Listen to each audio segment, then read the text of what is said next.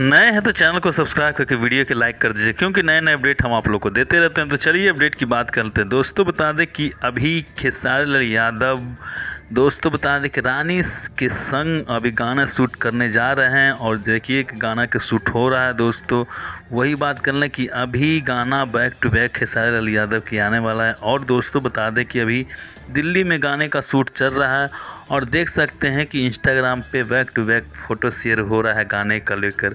और दोस्तों बता दें कि रिकॉर्डिंग में गाने का हो चुका है, सभी तो काम में लगे हुए हैं। हमारे trending star super star Khesari Lal Yadav, हमारे ट्रेंडिंग स्टार, जो कि इनका गाना हर गाना ट्रेंडिंग में जाता है, और गाने के शूट में व्यस्त हैं अभी खेसारी लाल यादव। और उनका जब फ़ोटो शेयर किए थे तो उनमें लिखा हुआ था दोस्तों कि गाना दिल्ली में शूट हो रहा है।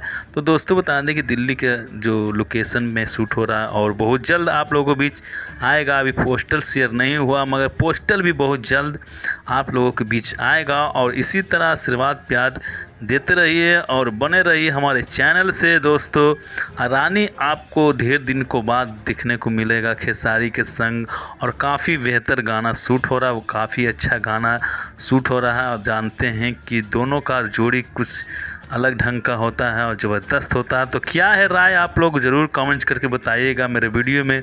मिलते हैं नेक्स्ट वीडियो में एक नए अपडेट के लिए। जय बिहार।